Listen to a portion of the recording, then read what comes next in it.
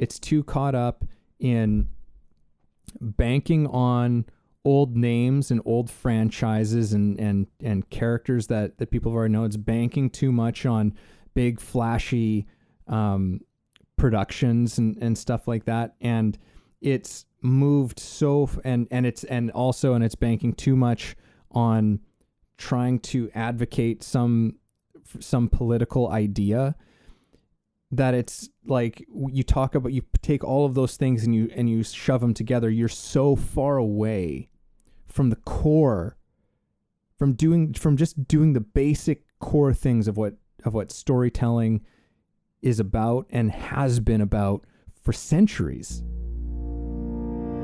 This is Way of the Artist with Brandon Colby Cook and Evan Schulte. Exploring the challenges of the creative call so that you can claim your own path and make your life a work of art.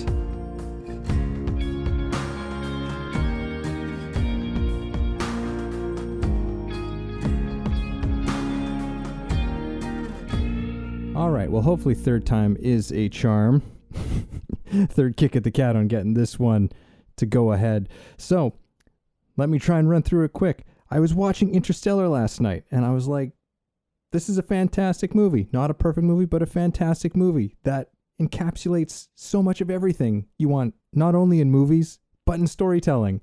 And I was thinking about how, why aren't these movies more common right now? Like what's happened? Because it's not even that old of a movie, but there was something so novel and refreshing about watching a movie that I've seen for the third time, where it's like, it's got everything that you want. It's got real emotional storytelling, while at the same time it's got that spectacle and that grandiosity to it that, is so, and for those things to come together, it's like, it's such a rare thing today. And so I wanted to talk a little bit about just storytelling and what is the importance of storytelling and what it's really serving, I guess, and maybe just about movies in general. So Brandon, what do you got?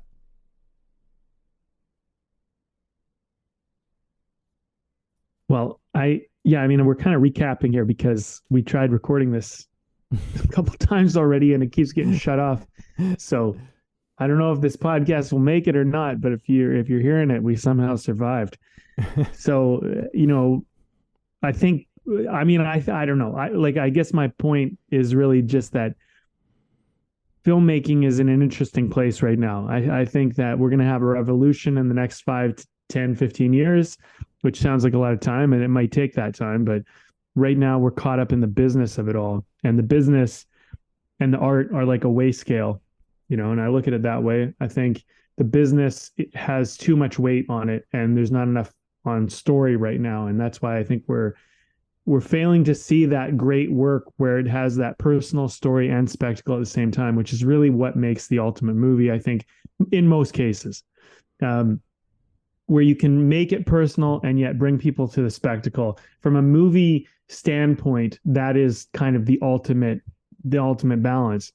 I think what's happened with a lot of movies now is we got this video on demand, and for video on demand companies to really make their money, they need to just produce a lot of content. And I think what's happening is, from the video on demand side of things, we're getting just a lot of stuff getting pushed through just to keep those numbers up, to keep that catalog large, because they want people to keep paying their monthly fee, and they got to just kind of keep having stuff for them to watch, because people watch, several movies a day now, and they crush shows in like a weekend and stuff, right?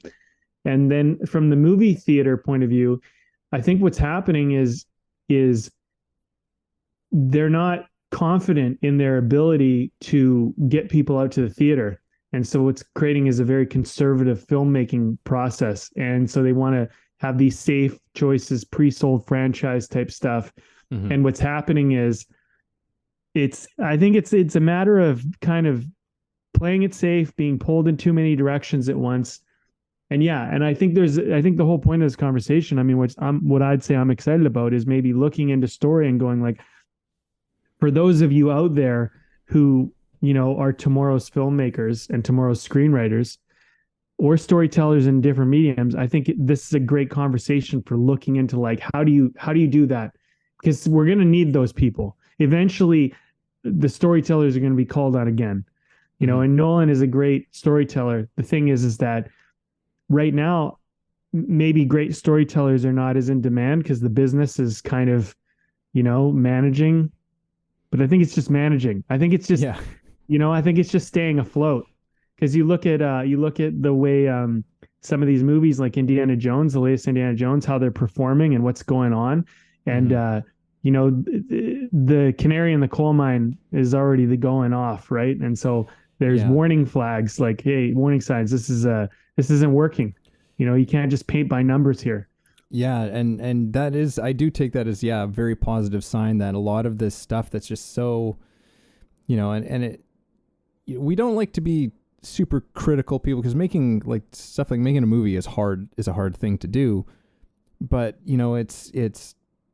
there's just so much shit that's being made right now that is not really, it's like it's checking all of these boxes, but the fact that there's no success coming from it is an encouraging sign. It's like where everyone's just sort of burnt out from just the same crap, because everything does sort of just start to feel so much the same. And I think that part of I think maybe part of this conversation might be good to maybe hover a little bit around the movie Interstellar, just because, that seems to be, it's a good frame of reference that we can maybe talk about a couple of different things. But it's like, one of the things for me about Interstellar is that there's this intensity and there's this weight to everything that's going on, from both the character's personal story. There's real weight and impact to that story. And then there's real weight and impact because he's literally trying to save the world. I think that's a good thing when you look at how many movies there are, a lot of the comic book movies, where there's also literally a saving the world scenario that's going on. But it's you never really feel any sense of terror around that whole thing. That's a terrifying thing to really think about. And I feel so many of the stories now, it's they never really dive into what that would actually look like. What does this actually mean to people? And so it all just kind of comes off as being unimportant. It's you're never actually really particularly concerned that things aren't going to work out, that things aren't going to be okay.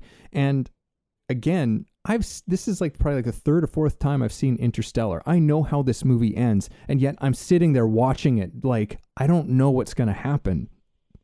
Because there's just everything is so, there's so much care that was put into just great storytelling that has me pulled in, that has me invested in who these people are. And, I feel so many movies today, they're just trying to get to some new, they're just trying to get to the next crazy CG action sequence. And I don't have a problem with that, with big CG action sequences, but you've still got to tell me a story that gives me that makes me give a shit about that thing happening. And I think that for me, that's so much of what's missing from movies. And there's some sort of, it's basically, I would call it lip service to building character, building emotional investment for me as an audience member, where it's just it's just some token thing. It's just oh, they came from a rough part of town. Look, oh no, they're, and then that's kind of it. And then we're immediately thrust into, just some sort of crazy spectacle thing. But they haven't really earned my emotion, my emotional connection, and then somehow expect me to have some sort of emotional response to something that happens in the story. So I'm starting to go off on a rant here right now, but yeah, I mean, those are, for starters, some of the things that Interstellar, just rewatching this movie, has really pointed out to me in a, not that I wasn't aware of these things, but it just became almost even more poignant after watching it. Just like how shit so many big movies are now. Because Interstellar was a big movie. Mm-hmm. It was a big movie. And there's so few big movies that are of that quality anymore. Well, I think one of the challenges with film and movies in particular is that they need mass appeal. The big budget ones need mass appeal because it's really about getting everyone and their dog to come out and see it. I mean, that's kind of the challenge with big blockbuster movies. And so that's why they tend to be more watered down compared to your, what people call films, where it's actually more it's more niche and more in a focused audience. And I do think that, from a cinephile point of view, that's why most cinephiles, people who really like movies, they appreciate the smaller budget ones because they appeal to a more specific audience. And you tend to just get better quality when you're not trying to please everybody. So I think from a filmmaking point of view and just from a blockbuster point of view, it makes sense that some of these big movies are going to be a little bit watered down. That being said, I think they're skipping some things like, there is a paint by numbers thing going on. And, and there's whisperings about movies being written by AI now, and they're testing that out to see if people notice. And I think, people are like, oh, really? Come, it's written by AI? I'm like, actually, yeah, I think that's what's happening. I think some of this stuff, I think they're literally putting it through AI. They're going, okay, it's got to hit all these check marks and da da da. And the problem is like right now, AI can do a lot of pretty cool things, but it doesn't quite get nuance. It misses something. And you see this if you play around with like Chat GPT and, this type of thing, and you start to see that it misses nuance. And it really takes a mindful person to put nuance in. Otherwise, you end up with this very vanilla, very bland type of the thing coming back. Even if you build upon it, it really takes the nuance that you have to put in there to try to get it to kind of come back with something. And I think that's where artists really are so valuable, is they understand nuance. They understand these things. They understand emotional things that the general audience might miss, but we kind of get it. When a movie, like, just to throw another movie into the mix, because I just recently rewatched a movie called Bull Durham, which isn't a blockbuster. It's, I would say, it had Kevin Costner at the time, and Susan Sarandon. So it had some big actors in there, and, it had a decent budget. It wasn't a blockbuster, but I've seen that movie a few times, and I rewatched it again, and I was like watching it all over again for the very first time. And that's because it has nuance. And there's things that I just didn't even get when I was younger. Like, I don't love baseball by any means, but just to give people a lowdown about what the movie's about, Kevin Costner's character is like this old ball player, and he's kind of banking on being the top home run hitter in like the semi-pros or something like that, right? Which is, his whole dream was always to go to the show, which go to the big leagues, right? And he apparently he did for a little bit, but he's just never really been kind of the guy. And so he's been this great player that was just not good enough. And then there's this star pitcher who's this young guy who's got a great arm, but he's kind of an idiot. And Kevin Costner kind of takes him under his wing as a bit of a mentor. They play on the same team. Kevin Costner's the catcher and he's got the pitcher, whatever. And Susan Sarandon's kind of this, this woman who's kind of very involved with the ball team and the guys and all that stuff. But anyway, getting Kevin Costner's struggle and understanding it this time when I watched the movie, of someone who's kind of going after their dream, but they have never really blown up and become a big deal, and all the nuances that come with that. And I could see the hurt he was carrying with him. And at the same time, the guy shows up to play the game, which he obviously as a kid was his dream. Like he's I can't wait to be it. And now he's a working ball player.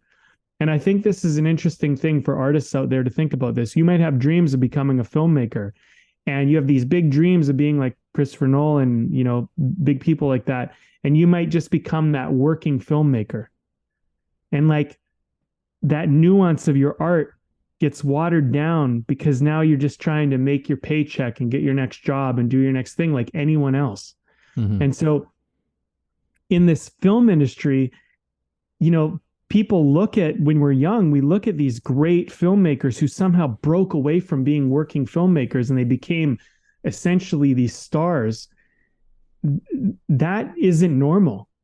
That's a unique thing. That doesn't happen for everybody. In fact, it's a very, very rare thing. So, you know, I think part of what we're trying to talk about here, Evan, is we're talking about those people that break through and create something truly special. Mm-hmm. Whereas most movies, because there's so many movies being made, so many shows being made, they're just made by working creatives, not visionaries. But I think like part of this talk is like, you know,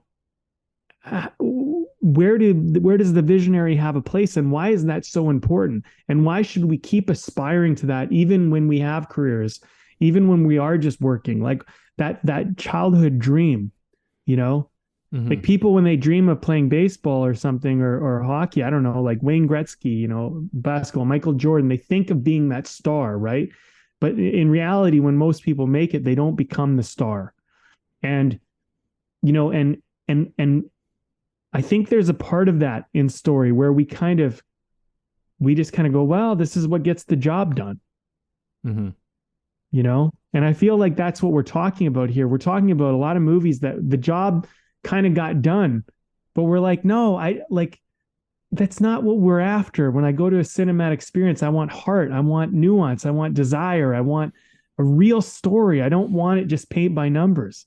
Yeah, exactly. Yeah. Like I think you said it. It's like, I want a real story. I don't just want a bunch of, you know, colorful images in front of my face.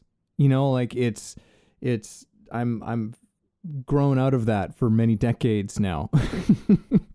Yeah. You know, like of just being dazzled by colors, like, and yeah, it's really, it's that story element. And look, I think that the way that things are, yeah, there's always just those incredible storytellers, you know, like great directors who they just kind of find their place. And throughout history, there's storytellers who are just had a cut above the rest, but that doesn't mean that there hasn't been room for a lot of other really tremendous storytellers who have told really wonderful stories that are still with us, right? Who are maybe what you consider more like the working type, right? And then there's you know, but yeah, there's always those visionary types who kind of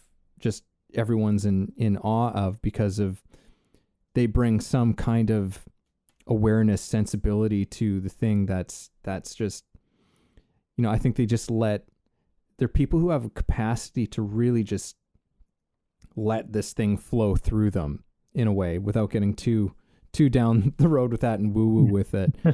But, you know, I think that across the board, and I mean, again, we're talking about like just big, giant blockbuster movies with huge budgets, huge teams behind them, and they're like, there's no reason why this should be this shit. to be blunt, like there's no reason for it. And it really just feels a lot of time like, oh, we just need to keep this train rolling. It's just about keeping the train rolling, and without any sense of like, well, why? You know, like that question. There was a question that Chekhov used to always ask before every, you know, his company would do any play. You know, it'd be like, okay, well, why this and why now? Right? Why are we telling this story? What is the importance of this story? And I feel like so many of the stories that are being told right now, you know, like they really don't, there's something so, how to put it, Brandon? How to put it? Like it's not like they don't have some reason as to what they're doing, but it's almost like it's too small. You know, like the like there's something too much of an agenda, to it. Like there's something, it's too political, right? Like and it's just shoved too much in your face. And that seems like it's a big thing. Oh, we're going to make a political statement, right? In some fashion. And it seems like it's a big thing, but it's not. That's a small part of the human story, the big human themes. And I think that's what's gone. It's like, we don't need those anymore.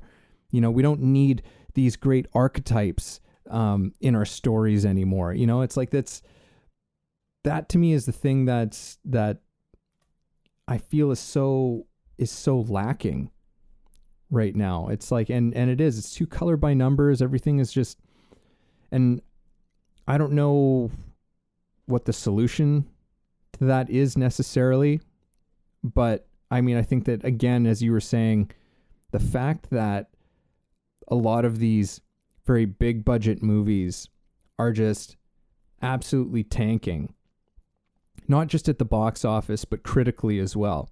Like critically, both audiences and critics alike are just being like, this is just more drivel. This is just more of the same shit. And the more that happens, I think it's going to open the door for, okay, well, what can we do? What can we do for movie watchers now? Where are we going to go to? And I think it's just, it will be like, let's go back to the fundamentals, right? Let's go back to the basics. Cause I feel like that's like, it's too caught up in banking on old names and old franchises and characters that people have already known. It's banking too much on big flashy productions and stuff like that. And it's moved and it's banking too much on trying to advocate some political idea, that it's like, you take all of those things and you shove them together. You're so far away from the core, from just doing the basic core things of what storytelling is about and has been about for centuries. It's like, don't rewrite the formula. Go back to basics. Go back to the basics and then come back to us and let's see what you've got. Mm-hmm. I think with storytelling, it's designed like real storytelling. And I use the word real, is about bringing people together. And the storytelling we're getting now, particularly in movies, is about dividing people and it's too segmented. That's not what a story is about. I think the thing is that what story does when it's done well is, without saying it, it helps you understand something that you didn't understand before. But it doesn't tell you, hey, you need to understand this. You need to get this. And if you don't, like, there's a problem with you. You know what I mean? Mm-hmm. Like, you look at, I'm just using this, I'll use this Bull Durham reference, but like the Kevin Costner character, who's a struggling ball player. Most people don't know what it's like. But you watch that movie, and then all of a sudden you might start to get, this is what it's like to be an aging baseball player who never really quite made it in the major leagues. You know what I mean? And like, who cares? Like, a lot of people, it's like, yeah, but who cares about that? Yeah, but that's the thing you do. Watch the movie, and all of a sudden you start finding that you care. Yeah. And you care about something that you didn't care about, didn't matter to you, and wasn't even on your radar. And then all of a sudden you're like, oh man, I get that. In my own way, I get that. And I feel like, that saying, created by geniuses, inherited by idiots, or morons, is without directly insulting anybody, I think that's a little bit true. There's like, quit remaking and rehashing the stuff or changing the stuff that someone else made who is a genius, and make your own shit. You know what I'm saying? Make something new. And at the end of the day, if you really care about story, you'll find out that nothing is really new. It's just a new take on something old. But you're not, but it's your take. It's a personal take. It's a nuanced take. It's not like, you take someone else's thing and then you change it. No, it's you find out that the thing that is totally unique and new to you, which you feel like you're the only person in the world experiencing, and you share that story, and other people go, I get that. I experienced that too, just not the same way that you're experiencing it exactly. But I appreciate that you shared your perspective and showed your side and your insight. And there's certain things with story that will stay true forever if you actually get into it, like caring about your children and the person you love the most in the world, and what you would do to if your life is not just about yourself, and what that can make you as a person, and the kind of thing that will come out of you that you don't even know exists when you start to love something other than yourself. And I think without getting too far down the rabbit hole of like where we are as a society, part of the problem with technology and everything that's happening is we've become so bloody narcissistic and so self-involved and self-focused, and like, take care of me, make sure I get my own, and as long as I'm entertained, and you don't even have to go out and talk to anybody anymore. You can just sit inside and use technology all the time to suit yourself. And that's problematic, because not only does that lead to depression and all sorts of terrible shit, because it only is going to satisfy you in the moment, but it's a depleting stock. And the more you indulge in your own self-narcissism and your own thing, the more you lower and shrink yourself.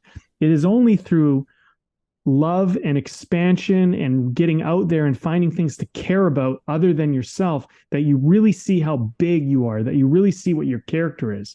Mm-hmm. And so to tie this back into Interstellar, that's such a great story, because he's got this daughter and he's got this family, and it's like, okay, well, I personally have this love, and then there's this thing I'm trying to do for the whole rest of the world. And it's this selfish need versus this greater need. And we, mm-hmm. and we're like, and the character comes out of that. Not just a character as a person, but character as in principle and integrity and the stuff that we like go, man, like I wish I had that, or I hope if it ever came down to that, I'd have that, mm-hmm. and that's the spectacle of movie, because we love to dream of being the superhero, but if the superhero isn't really a superhero, if they're not doing anything that's of any character, who gives a shit? Yeah. Like it that's the part of the reason why it's so exciting, because it's so hard to do. Mm-hmm. And we get that, and so then we go on this journey, right? Hey everybody, this is Evan, and this episode is brought to you by my book. Yes, I recently released a book called The Actor's Awakening, Connecting Spirituality to Craft. Expand yourself as an actor and your craft through a spiritual perspective. Take a journey that will explore universal philosophies and insights to help you understand human nature in a profound way, and develop practices to take your work to another level. Again, that's The Actor's Awakening, Connecting Spirituality to Craft, available on Kindle and paperback on Amazon. And as always, if you like the show, please subscribe. It's interesting because there's this, the Matthew McConaughey's character in there. Like, yeah, there's so many things going on, and he was like this, he's this brilliant guy, and he was this pilot who was supposed to be going up into space before all this shit happened. Like where basically he became relegated to being a farmer, to like make crops so that people could eat, because, the Earth's in a dire situation, and he could, just was intelligent enough to figure out how to grow crops well. But it's, he also had that component going on in his story as well, which is he never got to fulfill this dream of going out into space and going on these, and he says, in the movie, he's like, we used to be pioneers and explorers, and that kills him. He's like, we've become so small, essentially. And he's like, and we used to go out and do things. And in a way, it's like that. I feel like that comment almost echoes into this conversation where it's just like, yeah, movies, as a medium, it was a pioneering thing. People, it was so creative and experimental, and like people were trying to do, really like tell different stories or just using the medium in all kinds of ways. And it's a stagnant pool now, you know, like it's just, there's no motion that's going on in that way of really, other than just trying to like make the CG more realistic from year to year to year to year. And it's like, really, is this the whole thing? I mean, I will say, I think that the only thing that you can say has maybe been interesting, to give credit, because look, I enjoy myself a good comic book movie. I do. A good one. But when they're terrible, they're really terrible. And there's a lot of really terrible ones that have come out. But I will give props that it's like the whole idea of like the MCU. That's like a, whoa, we're going to like make all these different movies and then they're going to tie into each other and we're going to, you know, we're going to ramp it up. And when you look at some of the best of those, some of them are really quite great. Well, like if you look at sort of how that one phase ended, basically with what was it, Infinity War and Endgame, but particularly Infinity War, my God, did they hit a lot of the right notes for just basic storytelling. And right out of the gate in that movie, it opens up with some of your favorite, beloved, most powerful heroes. You got Thor and Hulk getting the shit kicked out of them by Thanos right off of the top. You just see them like just fucking cooked. And it's like, oh shit. Like this is a real danger, right? And so there's this whole thing, how are they going to stop this guy? Like there's great storytelling just in terms of like, you're getting so much information and it's creating a feeling in you that whether you're aware of it or not, but it's doing it very intentionally. And even the movie itself, how Infinity War ends, it ends with the bad guy winning, which it took me by surprise. I did not expect it. And again, that was like, that's some pretty great story. And then the story goes on, but it's like, it totally turned around exactly like how I thought this movie was going to go, because it's like, okay, yeah, I know the formula for how all of these go, and said like, well, no, we're not going to do that. We're going to take it and we're going to flip this on. And it's like the bad guy's going to win and it's going to fuck you up a little bit. Right. and it did. I sat next to a girl in the theater who just like threw her hands in front of her mouth, and she was just like, what is happening? What is happening? As everyone's dying, you know, but it's like real odds, real struggle, real failure, you know, and how does everybody confront that, which was basically what Endgame was. How did everybody deal with the failure, with their failure? And it was a massive one, right? These are core storytelling things and sacrifice and, you know, and people you're fighting for. And again, not a perfect movie, but if I just wanted to like try and point out how it can be done successfully in a genre that I'm ragging on pretty hard right now throughout this conversation. But it's like, look, you can have great story and spectacle. It can be entertaining and have explosions and make you cry. Like all of that stuff, they're not mutually exclusive, right? They can come together. So, yeah, I don't know.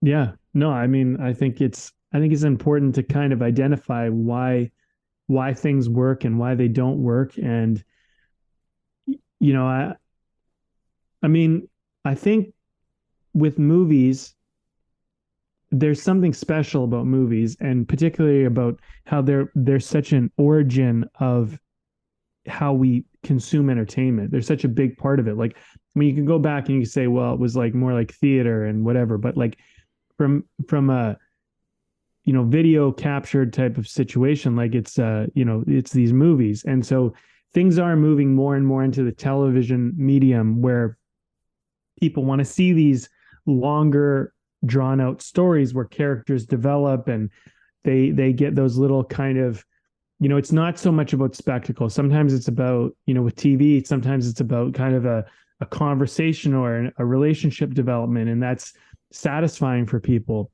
But when it comes to a movie, I mean, you have like what, an hour and a half, maybe sometimes 80 minutes to maybe you got a few hours, but like you're in this tight window. Mm-hmm. And I think for that medium to really flourish, it does require a certain amount of spectacle. It requires a certain amount of, you got to bring us somewhere that's a little bit special, that's a little bit unique. Mm-hmm. That's, and I mean, there are those rare exception movies where it's not really about that, but on the standard, especially for blockbusters, you got to bring us something special. But I think that doesn't mean you get to skip out on those most important parts, which is like that human relationship, that character development, that stuff. If you just go straight to spectacle and you go, I get it, movies are all about spectacle, let's make it a spectacle. It's like, no, like the spectacle doesn't matter until we care about the characters, until we care about the narratives and the stories and the personal stuff. And I think from a producing side of things, I think a lot of producers, they look at making movies these days a lot like, hey, like I want to make money and I don't want to lose money. And, and I get that, because at the end of the day, there's a certain amount of like, would you put your money up for this if you didn't know you were going to get it back? I mean, for the people who do it, I mean, they're not interested in taking risks and like risking losing all their money, especially when it comes to like millions or tens of millions or hundreds of millions, like they're not interested in that. I mean, who would be? So, I think that as artists, what we need to do is we need to come to the table with stuff that makes people stop and go, hey, you know what? This is worth taking a risk. This is worth giving it a shot. This is like, because every great movie has a champion behind it somewhere. But they didn't just champion it because they were like, hey, I know, I like this. It's like something landed with them. Something connected with them and it made sense. And when you're talking about things that aren't like pre-sold franchises where, they already have a proven audience and all that stuff, and people are going to take a risk on something new, you got to have something in there that's going to get people, that's going to hook them, and not like, I'm not talking about all that standardized bullshit where it's like, I know, I'll make an exciting moment in the beginning of the movie. I'm not talking about that crap. I'm talking about stuff that somehow it sneaks in and gets in your heart somehow. And you walk away from that story and you go, man, I keep thinking about it. And it rattled something in me a little, and sometimes it's not always a comfortable feeling, but it's enough to get people to like, hang on to it a little bit after emotionally. And so I think, whether we like it or not, we're going to end up heading back that way because people aren't going to want watered down, vanilla, bland storytelling. They're going to get sick of it. And some of us are already sick of it, but we might be the early adopters. And, the people who come, like eventually people are going to be like, yeah, this is just boring. Like, it's not satisfying. And people will just choose to do other things. And so that, I think, but I don't think story is going anywhere. Oh, no. They might change in the mediums in which we tell story and how we relay story and what we do, but it's not going anywhere. So if you are interested in storytelling, I think it's in your best interest to really figure out how to do it well and try and figure out what makes a great story and what makes a not so great story. Yeah, I think in so many ways, it's like people have just forgotten to a certain extent, it because of so much of what's come out and what continues to come out, especially like I think for younger people, because it's like you just kind of like the way things have been going for the last while in movies and whatever. It's just like in it's so much of what you've seen. And for some of us who are a little older, I'm not saying this to be patronizing or anything like that, but for those of us who are a little bit older, it's like we remember a time when the movie theaters had like, man, every weekend, especially in the summer, there was like a bunch of new stuff coming out every weekend. You had comedies, you had dramas, you had action, you had all kinds of just different things coming out all the time. And and there was, you had all of these choices, and there had to be, I think in some ways, like, I think that's part of the problem with some of the technology is that it can become so easy to rely on those things, right? It becomes easier to try and do a spectacle thing, right? It's like when you can computer generate, a crowd of, thousands of people, where back in the day, it's like you used to have to actually hire a shit ton of extras to do that kind of stuff. And so a lot of these things weren't even feasible. They weren't economic logistically, right? And I think that you were saying something about, episodic content like TV and that sort of thing, where it's like, yeah, I think that in many ways, a lot of those great stories have gone to TV and episodic because in a way it's like they can't rely so much on the spectacle side of things. They can't rely so much on having great visual effects. You gotta be kidding me. Okay. Let's just finish it off. You said you were saying something about shit. Fuck, no, I forgot. Oh God. Yeah, I missed that part.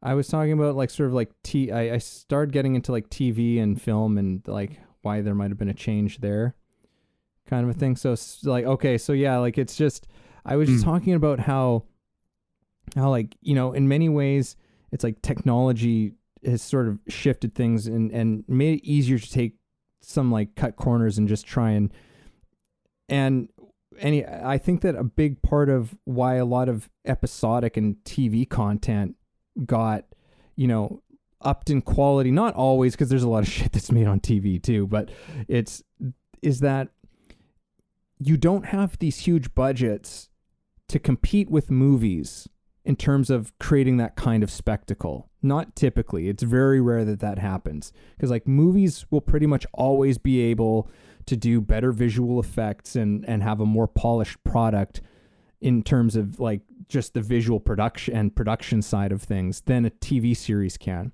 So the TV series can't rely so much on being able to do that as a crutch. So they still have to rely, I think, a bit more on storytelling and world building and character building as one of their main drivers as to like what is bringing people back to watch the show, right?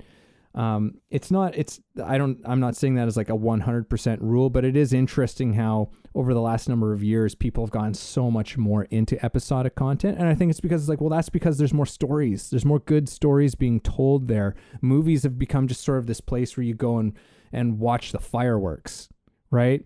It's like, let's just go and watch the fireworks over here and then I'll get my stories over here. Mm-hmm. But there's something I think we're getting fatigued with that whole sort of thing, because it's like eventually it's just like, okay, like how much more of this do I actually have an appetite for, especially when it's all so much the same. And so, yeah, I am, optimistic in that, yeah, like these things usually, the pendulum always swings back, and I think we will start to see a greater push into going back to what makes great movies great. And in many ways, I kind of coming back to the Christopher Nolan connection, like I rewatched Interstellar because I'm excited to go and see Oppenheimer when I get the chance, and I hope it's as I have pretty high expectations on it. I've amped it up pretty high for myself, but it's encouraging to me that it's like, well, here's a story, like here's just a story, and I know it's going to have some spectacle to it as well. Although, I mean, that's a whole other conversation, but there's so many things that make up spectacle other than like action scenes and visual effects, like there's so much more that a spectacle can be than just that thing. Mm-hmm. Like a great performance from an actor is a spectacle. Watch Daniel Day-Lewis in There Will Be Blood.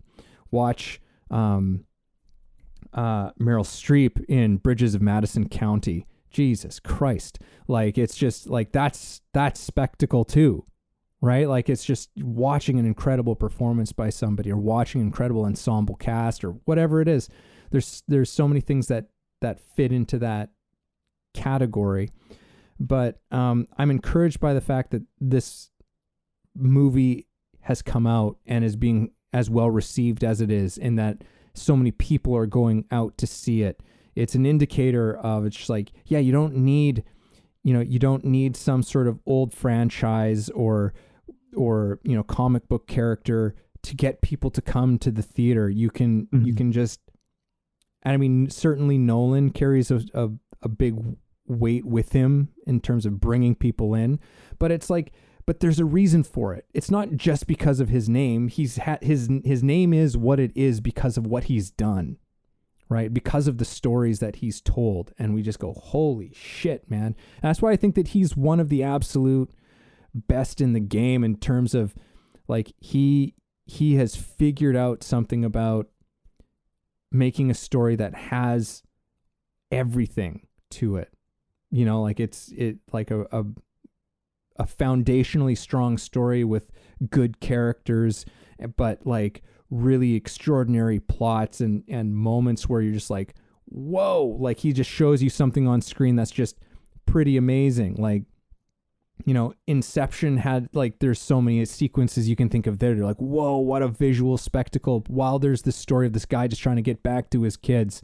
Interstellar has some of those sequences of going into like wormholes and black holes and shit like that. And what else? Oh yeah. And like something like The Dark Knight, when like he literally flipped a real semi truck in the middle of downtown Chicago, like, so don't tell me that it's like that you can't do both of these things, right? Like, it's like he does both of these things in a seamless kind of way. I think they're both I'll just say this before we share a beer. The spectacle's better because you care about I don't think that there's like, if you're listening to this and you're thinking, so okay, anyhow, like, I get it, I know the trick or the answer or whatever, like, just get that out of your head. That's not what I think this is about. I think there are certain elements of this conversation where we're kind of talking about, like, we're hinting at things that have seemed to work, and you can don't look at it as like the answer or the way, but look at it as like, you know what? Maybe my film is really solid and grounded with character and nuance, but maybe I need a little more spectacle. And so then you could look at how you might throw that in, or maybe you got this great spectacle of a movie and you might think, hey, you know what? It's kind of vanilla or bland or watered down because there's not enough character nuance. And like, what could it be if I found that other thing? And so what I would say, where this talk has kind of led me before I wrap this up, is just look at story a little more holistically. Don't look at it as the paint by numbers. Try to find the image, find the depth of it in the process of creating it. Don't come into it going like, oh, I know what this is. I know how to do this. I would be willing to bet that even Nolan, as much as he understands story and has a process and know what he's doing, I'm willing to bet that he still finds his way at least a little bit, because I've never really seen anybody have any type of great art without finding it a little bit. There's a part of it that just has to be discovered in it. And I think that this stuff that is watered down and bland, it's not leaving room for that. That's my theory on that. Yeah. But anyway, I'm having this beer, Evan, and I think you've had this one before, but I don't think I ever did. It's called Super Blue, and it's by Parallel 49, and it's they call it I think it's an N2 blueberry haze. So it's nitrogenated. But I guess they use the nitro, whatever that is, that process to like make it smooth, take all the bubbles out and all that stuff. And so it kind of gives this real smoothie. It's pretty good. It's kind of, it's definitely very blueberry.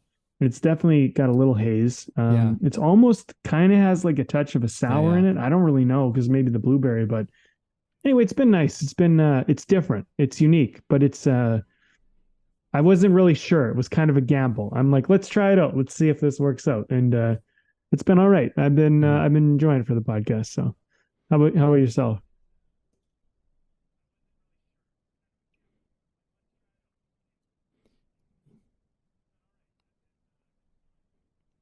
Hmm. Nice. Oh, nothing. I've definitely had this on before, and it's nothing nearly as interesting as what you've got. But it's Steamworks. They're Kolsch. Kolsch from Steamworks. It's a hot day. Felt like something brisk, so I got like a like one of those variety things. So I've got a bunch of different ones in there. Although I know we're going to be hanging out this weekend, so there might not be any left for the next few weeks, Yeah. but we'll see. Well, But no, it's any good. I final mean, thoughts you want to Steamworks, share like before we call it a you know, day? they're solid. They're pretty damn solid. So, all right. Yeah, I mean, I'll give it a shot. I mean, I hope that this, on my end of things at least, I hope that this episode didn't just come out with me just like ranting about how discouraged I am by so much of the movies that have been coming out over the last while. But yes, something you said, um, just at the end there is really it hit something. It struck a chord with me in that that whole part of the discovery, right? And I think that that's thing. And like you look at like a big company like Disney, and like with Marvel, they've got everything like plotted out over the next however many years, and there's not anything necessarily wrong with that, but it does leave you with that feeling that at times it's just like, no, everything is just too, there's just not enough of that unknown element that's in there. There's not enough of that, like that little injection of chaos, I guess, that we talked about recently, in that whole process. And it's so essential to creating anything remotely that you would consider being creative, right? Like there's got to be that element of like, I'm not sure exactly where this is going, but the thing is that you still have to come in with a sense of something that feels like you've really got to, like you're really got to say this thing in this story. Like I've really got this fire to tell this story. What is that? And it doesn't really feel like there's fire in it. Like it's just like, again, like so much of it just feels like it's checking boxes. And know this in any art, I know this about acting as well. It's once you're starting to go about like checking boxes when you're thinking in that way about what you're doing, you need to take a step back, right? Because that's not what this process is like. It's not a machine where it goes into this machine now and then it moves into this thing like it's just on a little assembly line. That's not how that thing works. It's something that's grown, right? Like you got to plant this seed, and you got to tend to it, and you got to water it, and it starts to come up out of the ground, and you're still watching it and taking care of it and seeing what it's doing and responding. Like it's an organic process, but there's still things that you have to do in order for that tree to actually sprout, like there's it's not that there aren't things that aren't processes that you need to go through, but it's like, it's not an assembly line. And I feel like that's what's kind of happened. We've got assembly line movies. It's just an assembly line of movies coming down the track, right? And it's just like, holy shit, do we need another one of these? Well, I like it. I mean, I think it's always an organic process, and the organic, natural process of creativity is, there is maybe something that we can even explore there, all in its own conversation. But yeah, I would say that there is something about that. I like the analogy of looking at like a plant and watching it grow and seeing what it needs and responding to it and having a bit of this moment to moment relationship with your creativity where, one day you're like, okay, well, this is what I'm doing and this is how it's going. And then the next day, all of a sudden, some kind of insight or some spark, or it changes or it takes a turn. And that's where the creativity kind of really exists, in your willingness to go off the mark and go off the plan and follow it down, whatever that way it wants to take you, and to see what happens there. And also, I think, one other element for the creatives out there who are trying to, they're trying to find their visionary story, is that your story is not something that you need to know how you're going to, you don't necessarily need to know everything about it. It can be as much of an experience for you as it is for the first person that ever sees it. And that can be a frightening thing to take on, because you're like, well, what if this, what if that, what if whatever. I would suggest for anybody who really wants to tell a great story, in my opinion, what I've seen where people tend to succeed the most, and where I've succeeded the most myself, has usually been in the errors. You make mistakes, and sometimes you got to backtrack a little bit, and you go, you know what, I went too far. I went off the rails there. I got lost. Okay, but that was good, because that helped you see something that you couldn't see. And until you kind of go off the rails, you don't even know where the rails are sometimes. And the rails are not like the paint by numbers, which a lot of these movies and stories try to go by, but they're hidden under like moss and grass. They're like hidden under something, and they get revealed kind of as you go along the way. And then suddenly you realize, hey, this is the way. I'm on the way. Wow. And that's flow.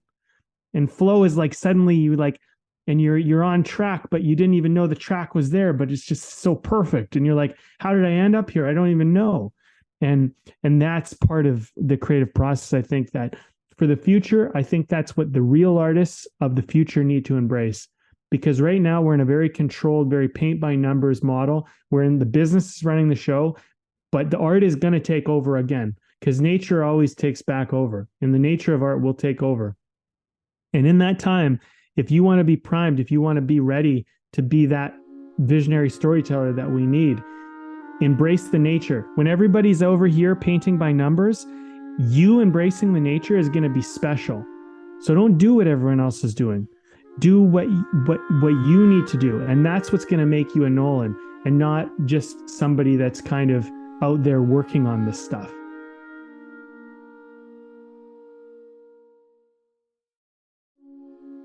Thank you for listening in on our conversation today. We hope you found something helpful that you can carry forward with you. Head over to our website, wayoftheartist.com, for more free exclusive material and learn about the show. If you haven't already, please support us by subscribing to the show, sharing it with people you know, and keeping compassionate, creative conversation going.